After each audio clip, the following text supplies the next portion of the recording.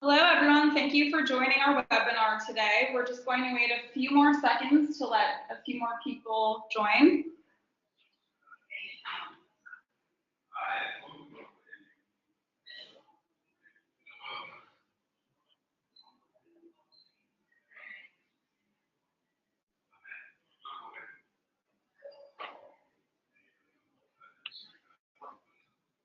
Okay, I think we can get started.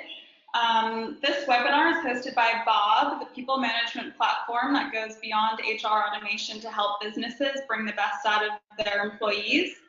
If you have any questions about the platform after the webinar, I'll be able to connect you with Adam Phelps, who can tell you a bit more about Bob. So before I introduce the speaker today and we delve into the discussion, I want to give you a few tips on how you can best participate in the webinar. This is what your screen should look like. If at any point during the webinar you'd like to raise your hand and say something, there's a little hand here that you can click on, and then I can go ahead and unmute you.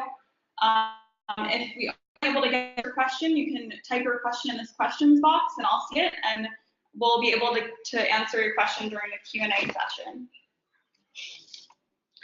So as you've probably already read, our speaker today is Suki Bassi, who has done a tremendous amount of work in helping companies create healthy and happy workplaces. She will share some of her insights and experiences today on the topic of employee well-being.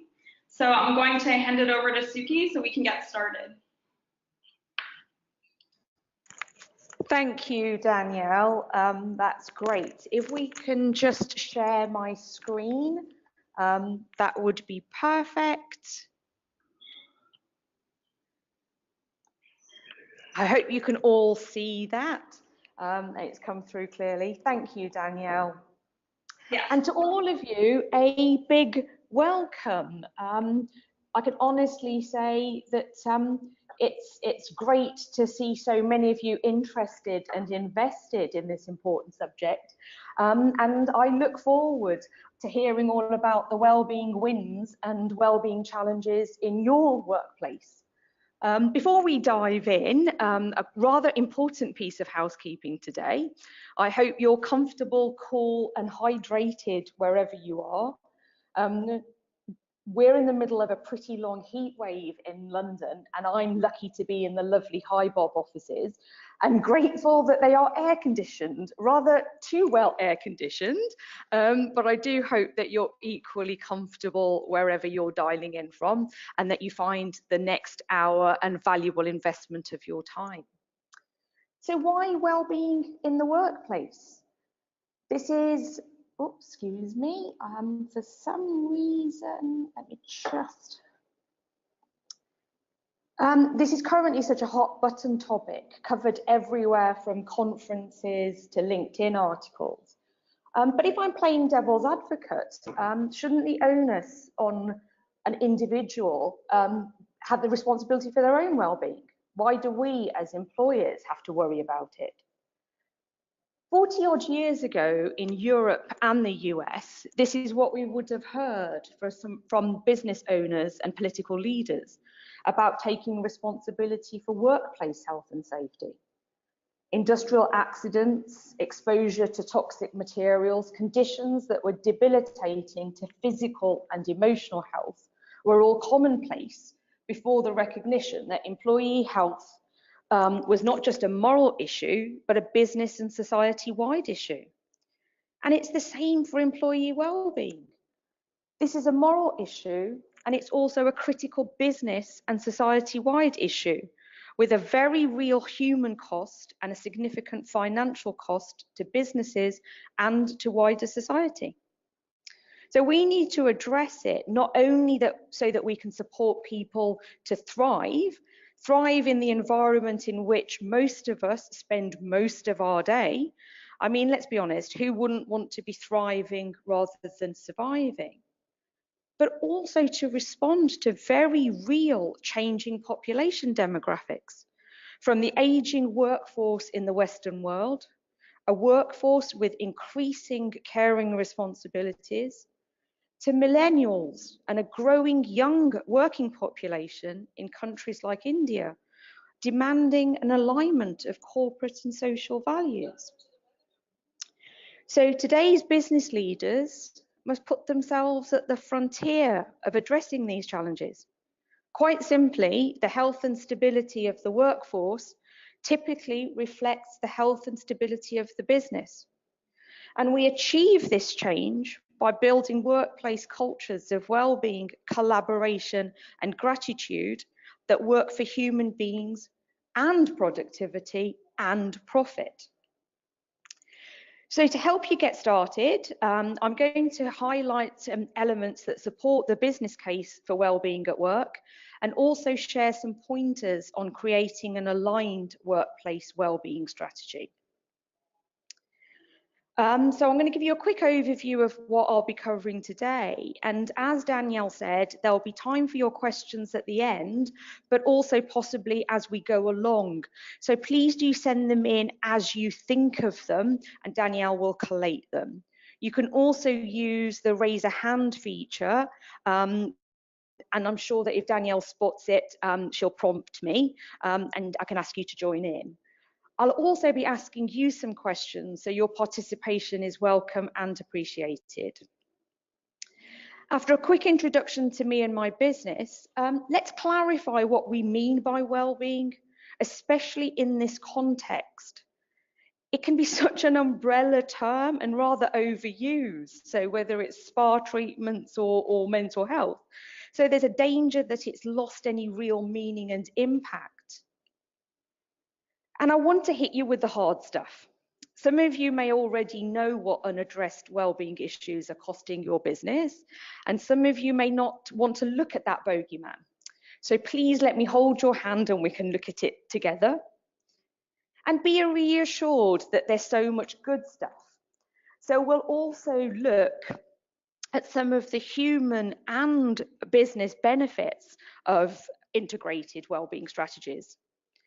And we'll also look at what support and evidence we need for the business case, because at some point you're all going to be in front of a finance director or a board chair needing to be swayed in their decision making. And let's look at what already needs to be in place for an aligned wellbeing strategy to be implemented and successful. And talking of successful, how do you know that you're doing it right? And more importantly, how can you evidence that you're doing it right? And then before we move into the Q&A session, I'd like to share some ideas that you can pretty much implement today. So who am I and why do I do what I do? Yes, you've read the blurb. I'm a passionate advocate for wellbeing at work, and I run an employee wellbeing consultancy. But what brought me here? By any definition, I've had a pretty unusual career path. I've worked across the non-profit, public and private sector. Everything from working with the survivors of the Rwandan genocide, to community conflict resolution, to setting up a yoga retreat in India. Yeah, kind of a lowbrow eat, pray, love adventure of my own. To helping drive through one of the largest global business transformation programs ever. And throughout most of my working life, my own well-being and resilience needs were pretty low on the agenda. Yes, I knew it was important to exercise, and sometimes I even ate well. But I didn't know how to spot any warning signs of compromised well-being, and certainly none of my employers discouraged me from working long hours and throwing myself into project after project. The turning point for me was about a decade ago.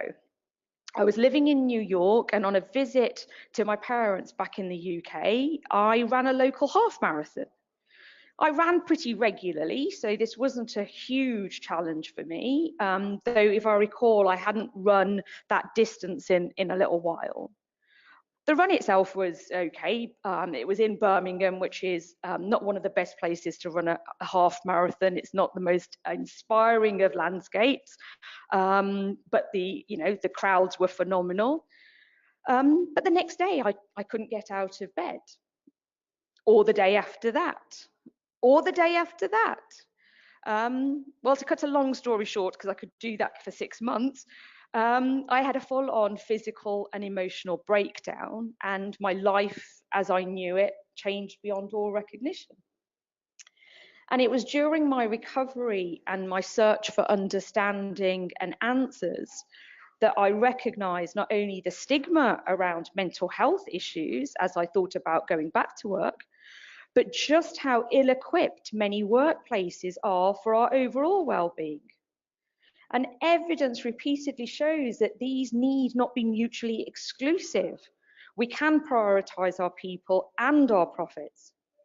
So now I work with other experts in the fields of employee engagement, office design, psychology, health, mindfulness, and more to ensure that others don't have to go through what I did, that people don't need to be broken before we recognise that we have a fundamental problem with modern patterns and expectations of work.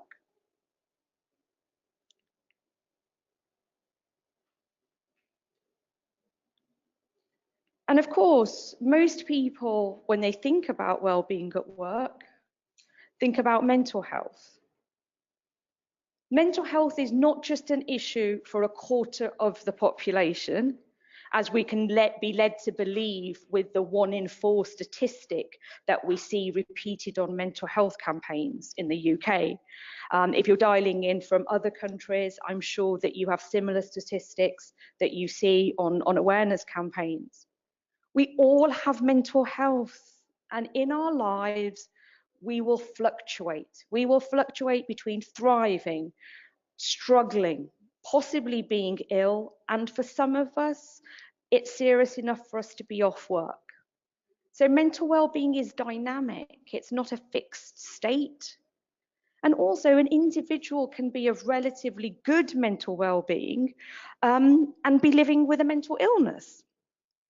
And I think we can all recognise that good mental well-being means that we're able to feel engaged with the world around us, that we are able to live and work productively, that we are able to cope with the stresses of daily life, including, of course, work-related stress. And the one that I think is most pertinent to me, that we are able to be resilient. We are able to adapt and manage in times of change and uncertainty. This definition of well-being is from the UK Department of Health, but you'll all know what well-being means to you. Unfortunately, we often recognise well-being we're not necessarily aware of well-being when we have it. We're more likely to notice it by its absence, when we are physically unwell or tired or stressed or anxious or not sleeping well, when we're compromised in some way. And I often find that it's the same in workplaces, that we will recognise the symptoms of low productivity or high rates of sickness absence or staff turnover. We recognise dysfunctional states when we see underperformance or a reduction in profits. However, how often do we actually invest time and resources in looking at the underlying factors to make an environment that is optimal, an environment where that can ensure that we can all work to the best of our ability? And I think that neatly brings us to what is well-being at work. And for those of you with free fruit at the end of your desk, I'm sorry to tell you that it's a bit more than free fruit and subsidised gym membership. It's not something that we can just tag on. It's not an optional extra. It relates to the physical, psychological, social and relationship aspects of our working lives and how they intersect. And the key word here is the intersection. It's about an alignment with values and working in an environment that we are able to contribute to, an environment in which we feel heard, and an environment which supports us to develop and grow. I often think that I should rename this concept as well-doing at work, as I see it having energy and momentum. It's not an inert state, it's dynamic. The weighting of the different sectors will fluctuate. Of course, they'll fluctuate, depending upon the needs of the business, the individual's personal circumstances, or maybe even the time of the year.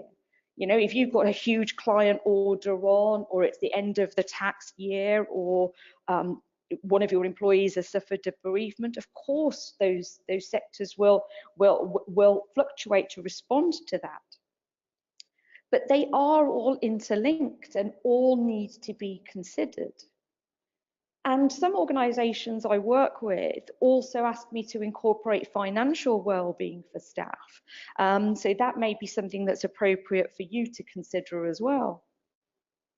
You know, as an aside, just the other day, I received an email from the Harvard Business Review with the heading, "How to be human at work." And I couldn't help but giggle. You know, if I'm not human at work, what am I? Think about the time that we spend at work, especially now with technology, when some of us are never truly off. So to me, well-being at work, or should I say well-doing at work, isn't just about fixing problems. It's about creating opportunities and generating long-term value. So that brings me to my first question to yourself. So Danielle, if you could please put up the first poll question. Does your workplace currently have a wellbeing strategy or initiative?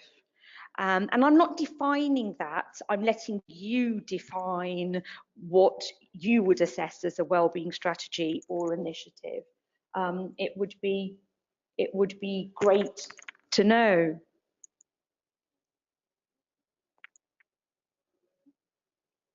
I think about 7, I think most of you have voted. Thank you, Danielle. If we could close the poll.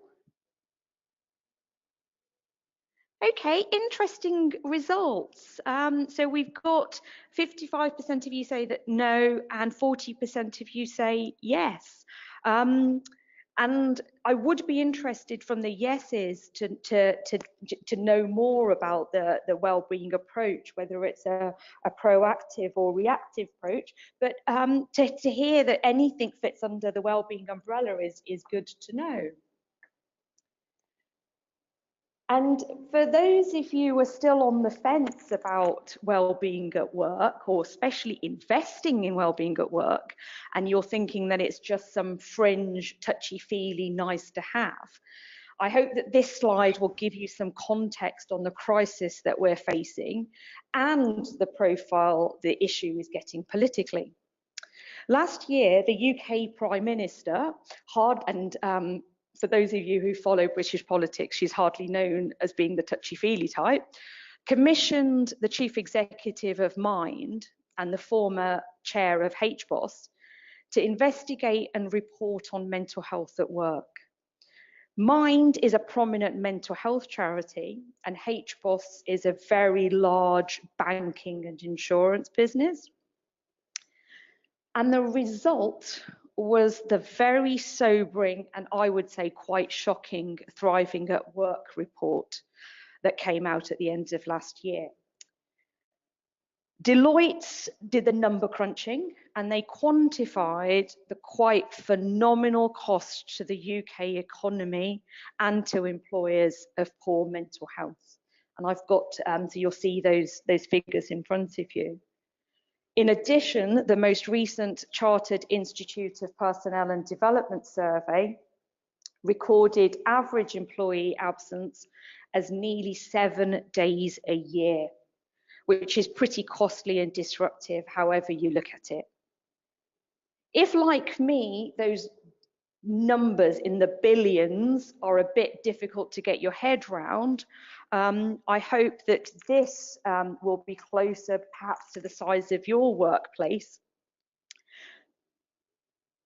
The average London firm of 250 employees, and for those of you dialing in from different countries, that's just over 280,000 euros or 333,000 US dollars. That's staggering. And that's before we even try to quantify the human cost and the cost to society of this absence. And these figures are very recent. These only came out in May. In the UK, the CIPD, Chartered Institute of Personnel and Development, is the professional body for HR and people development. And I'm sure that many of you who are dialing in the UK are actually members. Every year, it conducts a survey of employers to monitor absence management trends and to also look at policy and practice.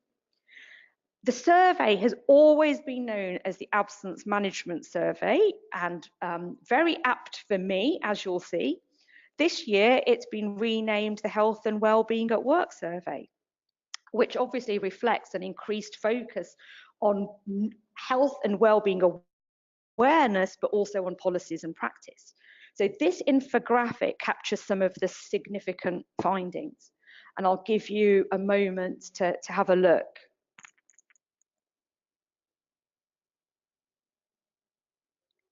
The two areas that cause me the most concern are stress-related absence and technology and wellbeing. So work-related stress, and as you'll see, most commonly caused by high volumes of work, is on the increase. And presenteeism and leaveism are also common. So for those of you unfamiliar with the terms, presenteeism is working when you're unwell, so coming in with the flu. And leaveism, which is a new word for me this year, which is when employees are using allocated time off, such as their annual leave, or they're working outside contracted hours. So these issues are of real concern.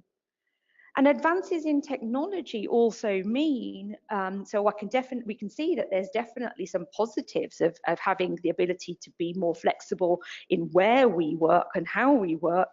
But for many, the boundaries between work and home are becoming increasingly blurred, resulting in an inability to switch off out of work. And I do think that the 14% jump in reported mental health conditions is also troubling. But I think that statistic warrants further investigation. Are we removing some of the stigma around mental health so that people are correctly reporting their condition rather than giving a physical symptom to their employer? So I ask that as a question. I don't know. It would be good to see that we're removing some of the stigma, but either way, I think it does warrant some further investigation. And I can certainly see, and I'm sure that you'll find, that this highlights several key challenges for HR and leadership teams, and it presents a pretty urgent case for a proactive approach to wellbeing at work. On the plus side, if you look at the bottom right-hand corner, it's encouraging to see some of the benefits that are achievable with investment in wellbeing. So that is definitely encouraging.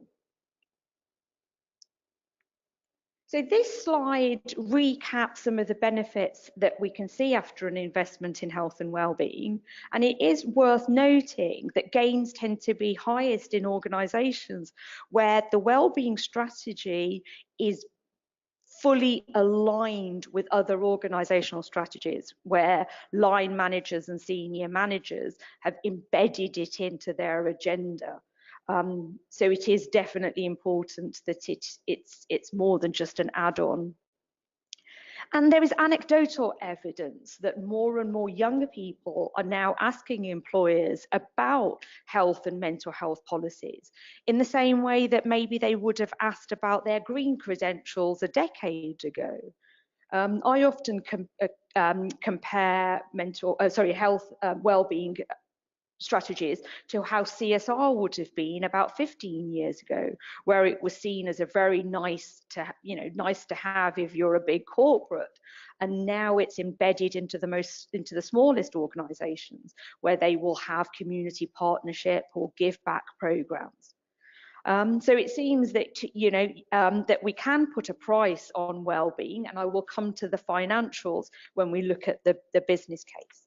And for the startups amongst you, you'll also be interested to know that the importance of well-being can be integral to the financial performance of a business and be increasingly recognised by investors, as they'll be looking at well-being and engagement levels as indicators of performance and market value. So quite simply, it makes good business sense. And this is from another Mind report using what's known as semantic analysis. So semantic analysis is an established approach to identifying keywords in corporate reporting, but here they've applied it to mental health and well-being. So some very encouraging results to see from a pure statistically significant metrics about health and well-being. And if you're not a FTSE 100 or a Fortune 500 company, you can still achieve marked results. I was recently a judge on some employee experience awards in the health and well-being category, and these phenomenal gains were measured by one company after their comprehensive and quite simply lots and lots of fun well-being week. The week was a great way to truly signal their commitment to employee well-being and to kick it off with fanfare. And you can see, so they looked at the 5 sectors of well-being, which some of you may be familiar with. So that's sort of learning, development, giving back, being present, being active, connecting.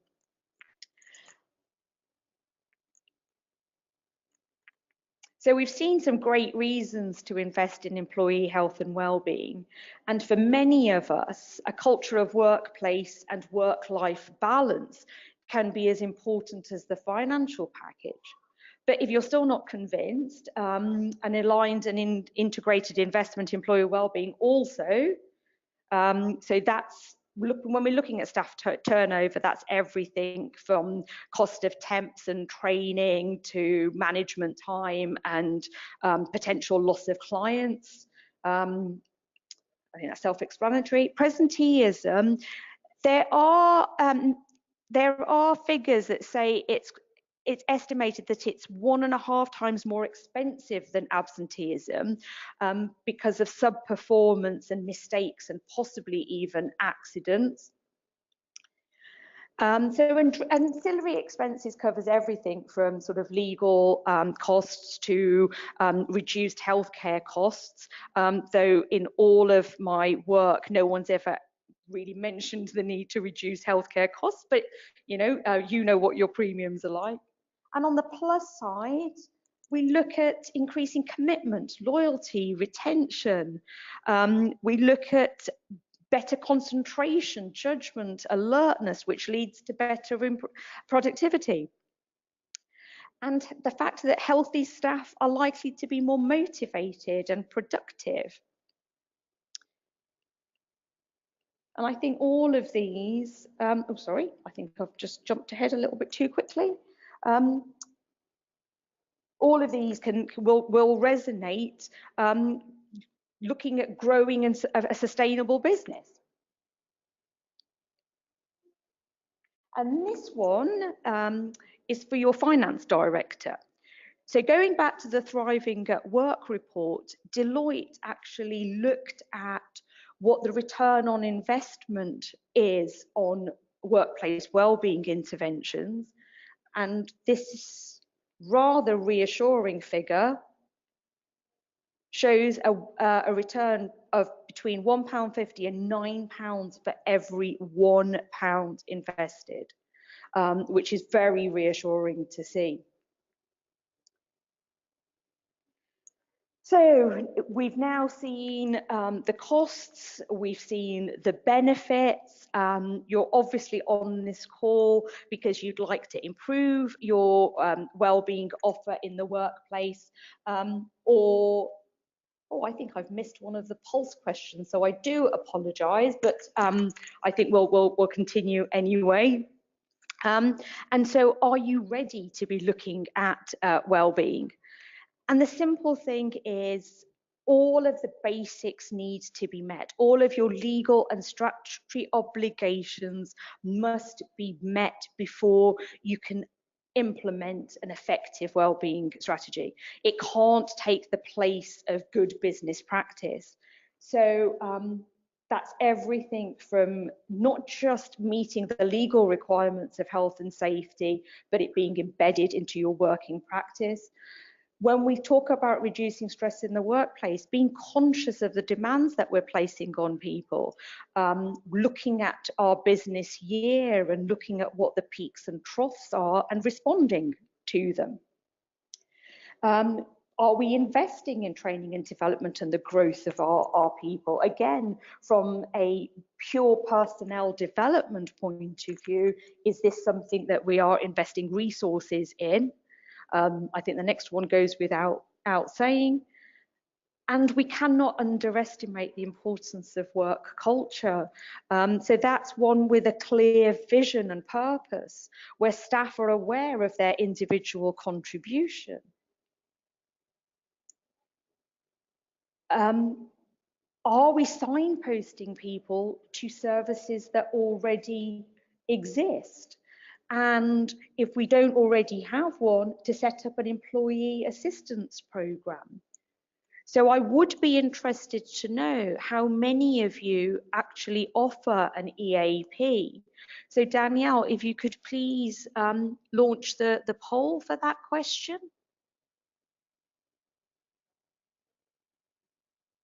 Thank you. Now thank you all for voting. Now that makes interesting reading for me. So 30% of you have said yes, 48% of you have said no, which is quite concerning. And the 23% that say don't know. And I've often found that even in companies where an EAP is offered, staff don't know. And the service is only as good as the signposting to the service. For any of you unfamiliar with an employee assistance program, it offers staff confidential CBT or counselling as it's required, and it's normally through a healthcare program and can be fairly sort of low cost. But I always think it's very interesting that companies that do offer it do not necessarily give the correct signposting for staff to access it. So these are what I would say are the essentials that we need in any workplace, whether we're wellbeing ready or not. So I think it's a handy checklist for you to have. And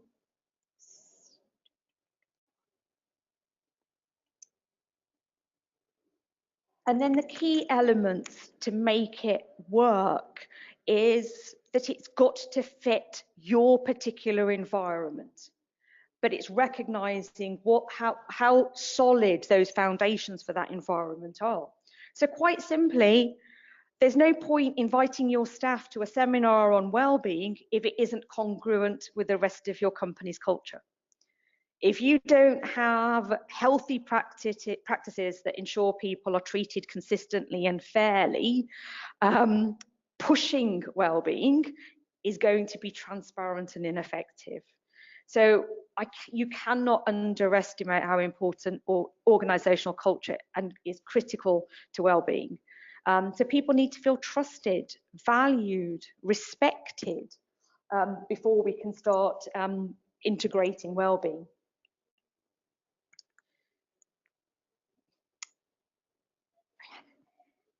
Bedding anything into any corporation requires executive sponsorship. And I would say ideally at board level. If profit's the only driver or decisions around personnel are based purely on revenue, it isn't going to work. we have to show that commitment from the top.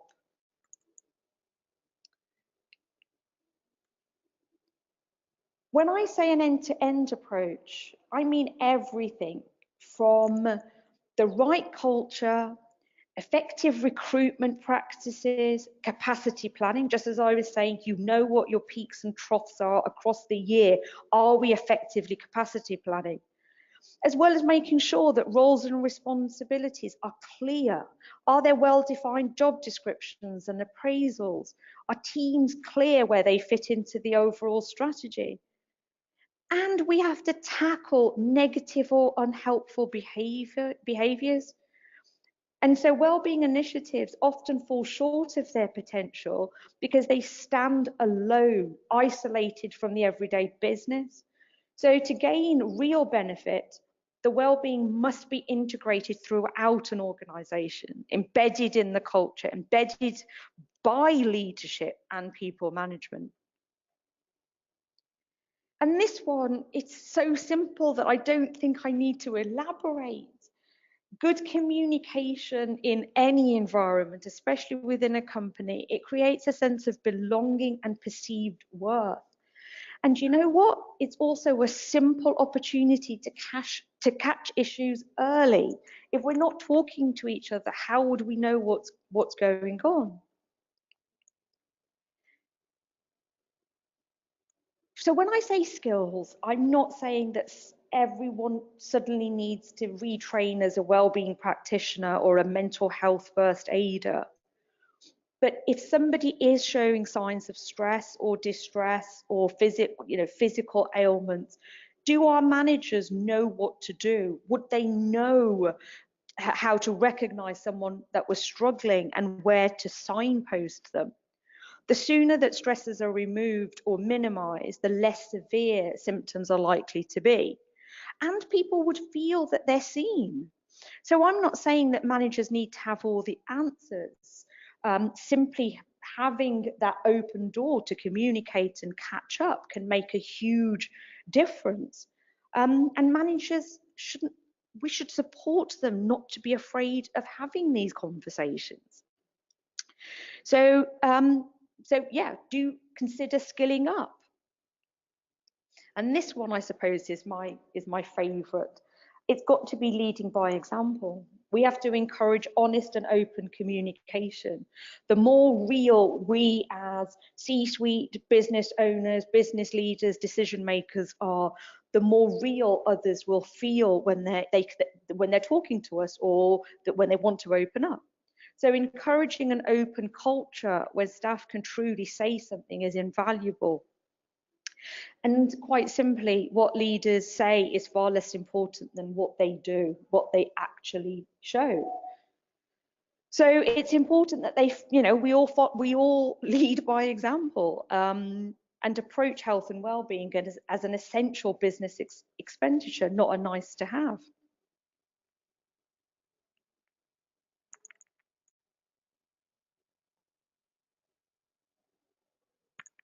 And I'm evangelical about measurement. How can you know that you're making a difference without it?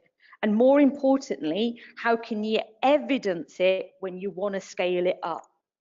So I think most of you will already collate some of this data. So use the data that you've already got. Make sure that you clarify your objectives before you start. So if you want to do a small pilot, what is it that you are trying to achieve with this pilot? Is it to reduce sickness rates? Is it to improve productivity? Be clear with what you're hoping to achieve so that things don't get woolly halfway along. So by establishing these key performance indicators, you know what you're measuring and what you're monitoring over time, and that's how you'll be able to see any improvements that you're making. And look how well it aligns to what your business objectives are. And so that your key decision makers will be on board because you can draw that line directively to what you're trying to achieve. So do you want to be more proactive about promoting workplace health and well-being, or are you, just looking at reducing costs related to absences? So getting that straight at the beginning is absolutely critical.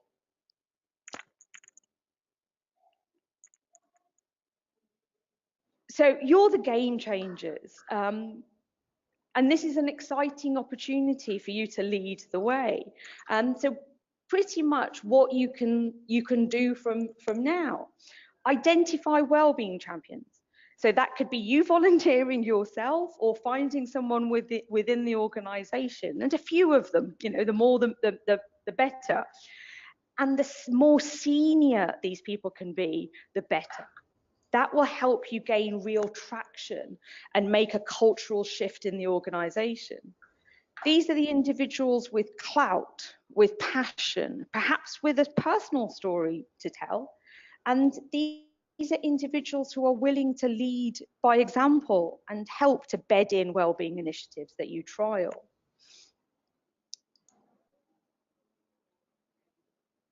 Across the UK and across the world, we have different awareness days, whether it's mental health awareness, time to talk, suicide prevention. Leverage these days to get the conversation started within your workplace.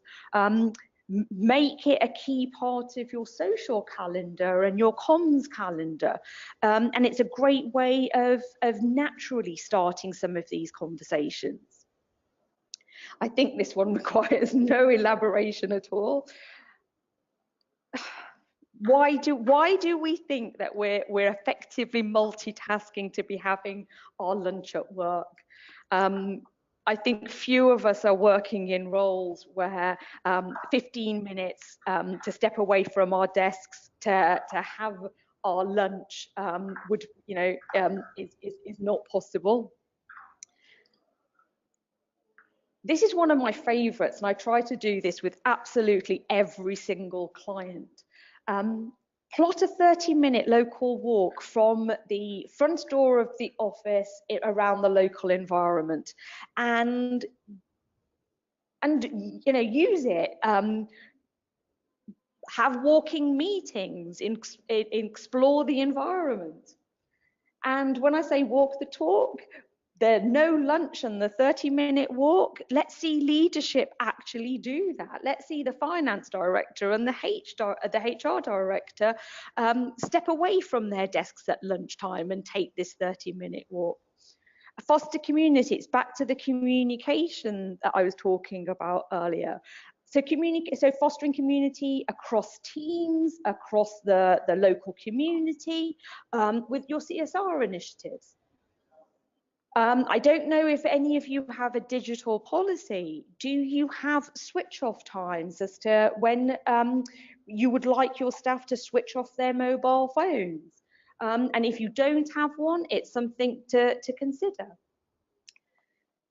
I used to work in advertising, so the drinks trolley or a subsidised bar were par for the course. And I would say from a wellbeing perspective, there's a lot healthier things that we could be doing. And what I would say, any ideas that you have, pilot them, try them, give them a go. You've got absolutely nothing to lose. So thank you very much. And I think we now come to the questions. Thank you, Danielle. Yes, we've had a few questions come in, actually. I'm just going to quickly switch back the screen. So the first question coming in from Joe. He works for an organization who's just been bought by a bigger company and they're going through an acquisition. It's a stressful time for the staff and he's trying to keep morale high. In these extreme circumstances, what extra efforts do you think could be put in place to help his colleagues? So thank you, Danielle. So with the takeover, so sorry, Danielle, can you just repeat the question? Sure. So Joe's working for an organization that's going through an acquisition, and it's just a very stressful time for the staff there, and he's trying to keep morale high. in these extreme circumstances, what extra efforts do you think could be put in place to help his colleagues with the change? Joe, thank you, Danielle. Joe, that's a very, very good question. One of the first things I would do in this environment, if well-being and resilience is not already being considered, is more team catch-ups, and catch-ups that have a specific subject. So whether it's an activity-based event, that we're actually looking at the things that help us support each other. So what can happen when we're going through a stressful period at work? We're all getting together and complaining and talking about our fears. And so if we can create environments where we're actually looking at what the good in this element, what good elements we can draw from this, we can look at that.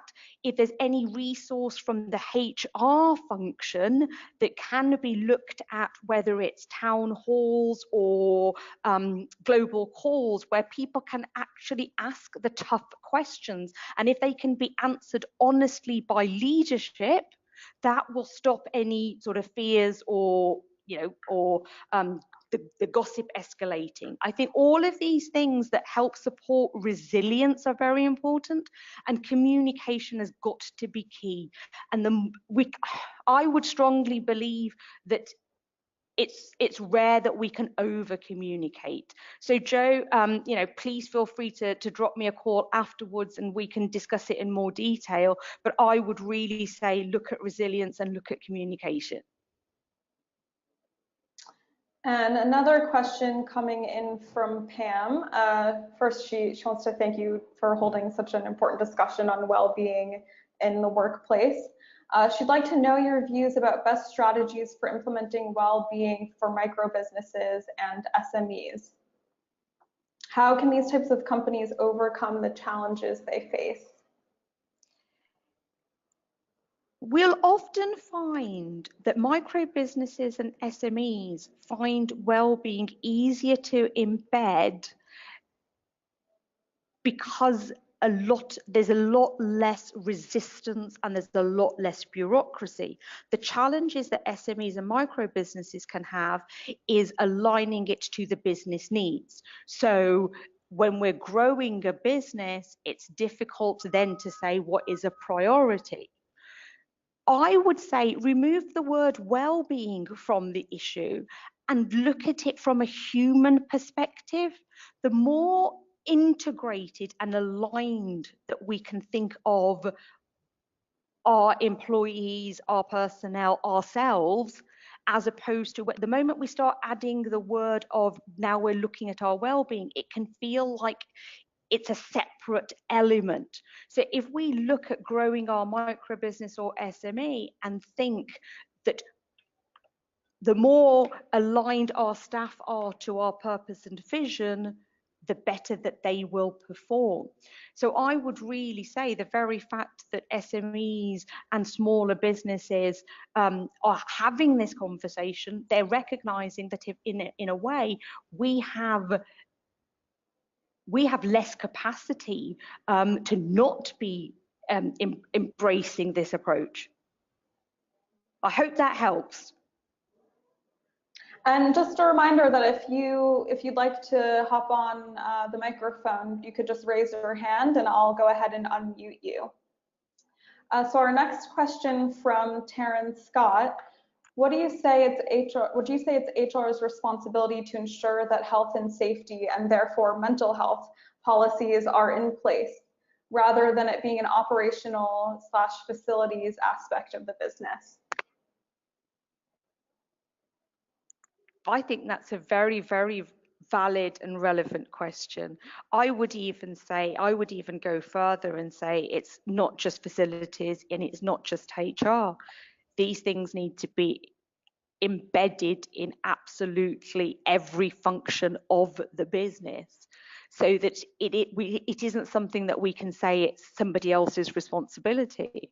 My very, very, very first role straight out of school was in a government office, and health and safety was seen as the person that walked around with a clipboard.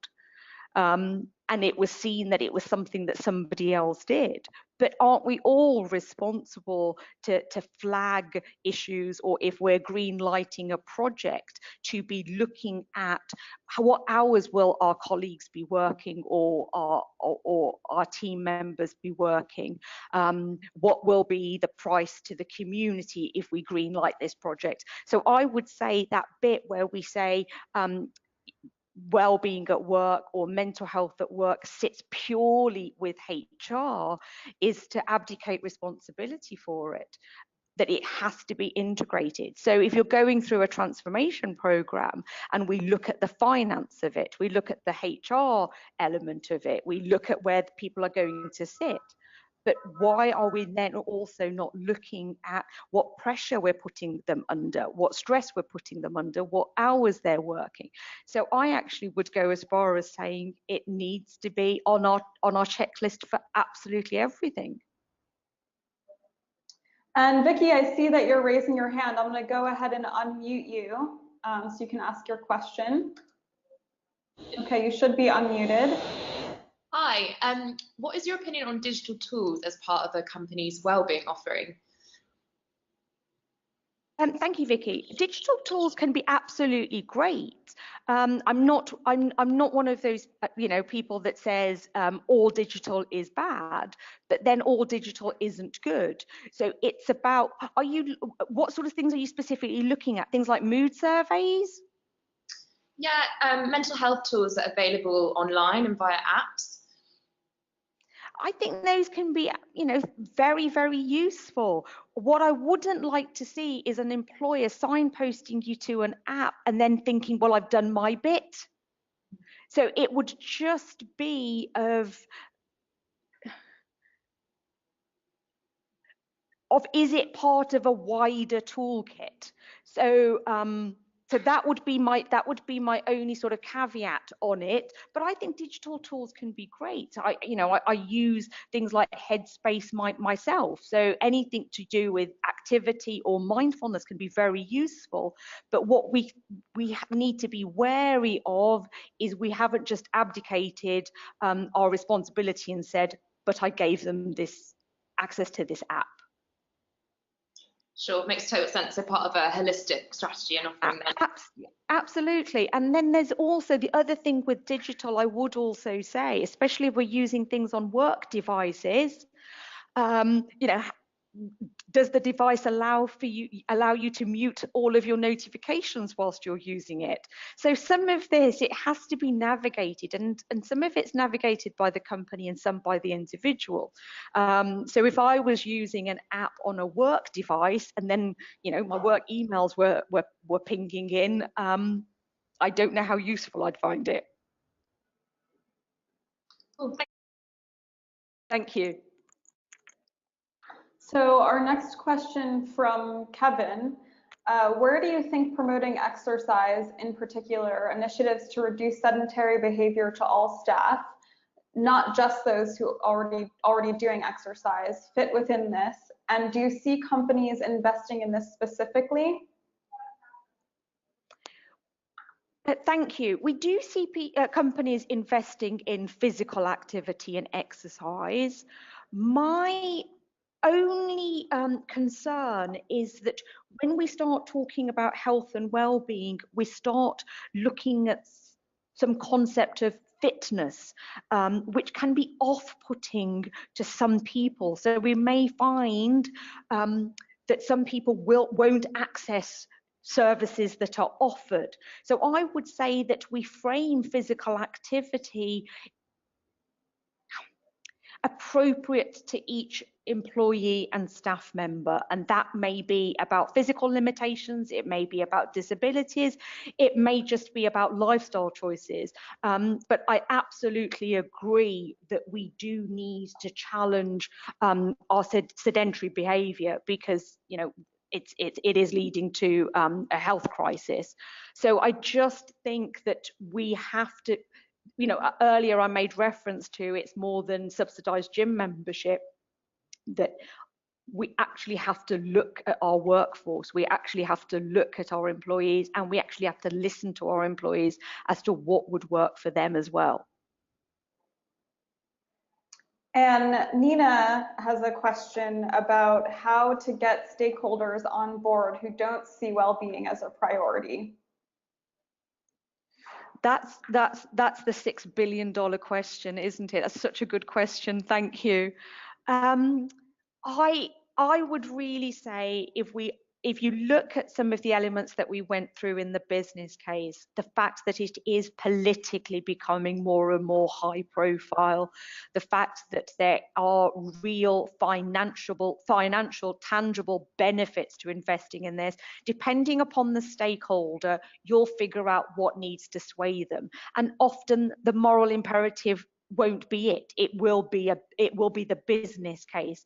So depending upon the stakeholder, look at the financials, look at the metrics that you have around absence rates or accidents at work, and hone in on that so that it's in black and white. I think sometimes the language around well-being can be so woolly that it sounds like a spa or that whole sort of it can be quite hippie, but you've got to hone in on what you think that or what you know that stakeholder will respond to.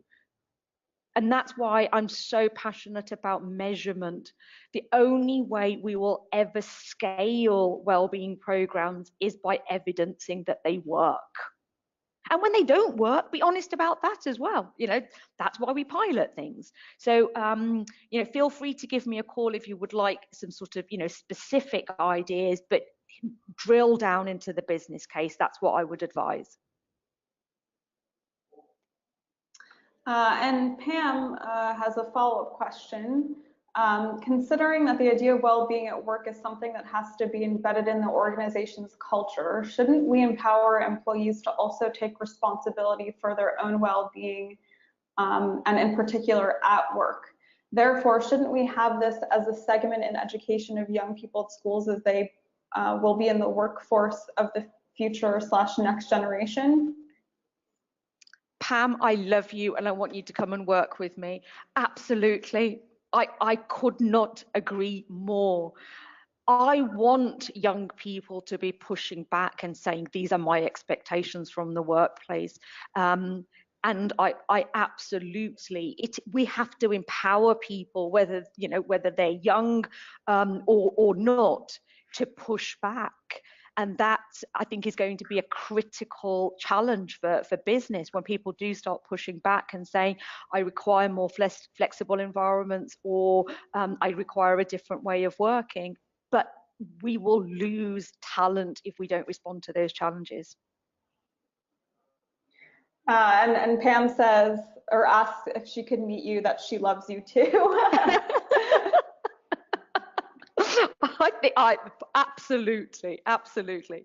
I did have a final pulse question, but I don't want to stretch any beyond time, Danielle. Do we have time to ask the final pulse question?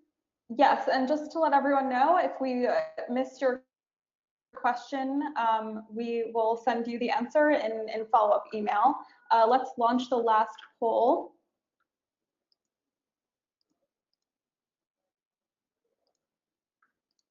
Well, that's phenomenal. Yeah, 96% of you have said yes, and 4% of you have said don't know. Yep, that's very reassuring. And with the don't knows, I would love to know more. And sometimes it is about recognizing that our workplace or our working environment isn't quite ready. So maybe that response is also very pragmatic. So thank you all very much for joining this webinar. I hope you have found it useful. I think HiBob are pushing the envelope on all the things that we need to be considering from a HR perspective. And Danielle, thank you so much for bearing with me with the logistics. Yes, thank you all for joining the webinar, and thank you so much, Suki, for sharing some of your experiences and insights. And just so you all have this information, if you have any questions on the Bob platform, you can contact Adam Phelps. If you have any questions about future events or webinars, we hold these pretty regularly. You can email me at danielle@hibob.io.